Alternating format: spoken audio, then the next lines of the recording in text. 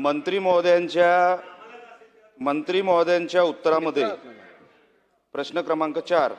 अध्यक्ष महोदय, छापल्याप्रमाणे अध्यक्ष महोदय, मंत्री महोदयांच्या उत्तरामध्ये माननीय मंत्री महोदयांनी उत्तर वाचलंय असं मी गृहीत धरतो,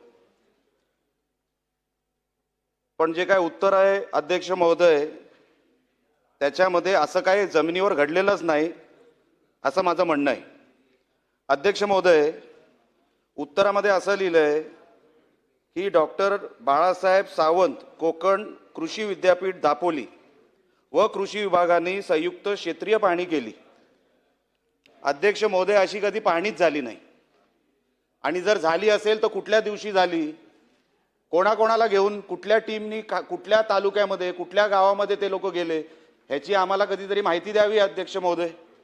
दुसरा विषय असा आहे की ही जी कृषी विद्यापीठ आहे अध्यक्ष महोदय, ही नेमकं काय संशोधन करते कोकणामध्ये आम्हाला काही कळायला मार्ग नाही. त्याचा फायदा आमच्या शेतकऱ्यांना किती होतो आम्हाला काय माहित नाही.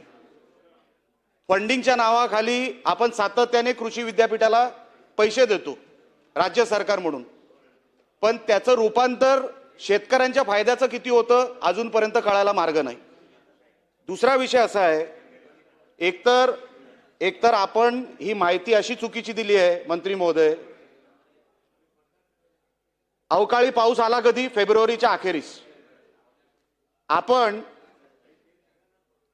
कृषी अधिकाऱ्याला जे पत्र पाठवलं आयुक्तांकडे ते 27/3/2026 ला पाठवलं. त्याच्यानंतर परत एकदा एप्रिल महिन्यामध्ये आपण पाठवलं. अवकाळी पाऊस अध्यक्ष महोदय आलाय कधी? फेब्रुवारीच्या अखेरीस. पंचनाम्याची मागणी कधी केली डिपार्टमेंटनी? 27/3/2026. आता खाली असं लिहिलंय उत्तरामध्ये की हा अहवाल सादर करण्याची कारवाई सुरू आहे. हे साफ खोटे अध्यक्ष महोदय. मंत्री महोदय, अहवाल सादर झालेला आहे. 16/6/2026 ला अहवाल सादर झालेला आहे. आपण चुकीची माहिती सभागृहाला का देताय की अहवालच सादर झालेला नाही? आमच्या सिंधुदुर्ग जिल्ह्यामधून कृषी अधिकाऱ्यांनी, कृषी अधीक्षकांनी अहवाल वरती पाठवलेला आहे 16/6/2026 मध्ये. मग आपण उत्तरामध्ये असं का देताय की अहवाल झालेला नाही? आता पंचनाम्याची तुम्ही पंचनामा केलाय कधी? 27/3/2026. साहेब, 3.5 महिने लागतात पंचनाम्यासाठी. सिंधुदुर्ग जिल्हा आहे केवढा? 3 साडेतीन महिने. हे पण आत्ता का अहवाल पाठवला? आता अधिवेशन सुरू होतंय म्हणून. अधिवेशनाच्या तोंडावर तुम्ही अहवाल सादर करता आणि मंत्री महोदयांना माहिती सुद्धा नाही की अहवाल सादर झालेला आहे. अच्छा, एनडीआरएफचा आपण नॉर्म सांगितला मंत्री महोदय. एनडीआरएफ मध्ये आपण पर हेक्टरी किती देणार आहेत एकदा जाहीर करा. कोकण कुठल्या निकषामध्ये येतं एकदा जाहीर करा. एनडीआरएफच्या नॉर्म मध्ये पर हेक्टरी आपण किती देणार आहोत? अच्छा, मागणी कितीची आहे? शेवटची मागणी अध्यक्ष महोदय 2006 ला आंबा आणि काजू उत्पादकांना किंवा शेतकऱ्यांना मदत मिळाली 2006 मध्ये.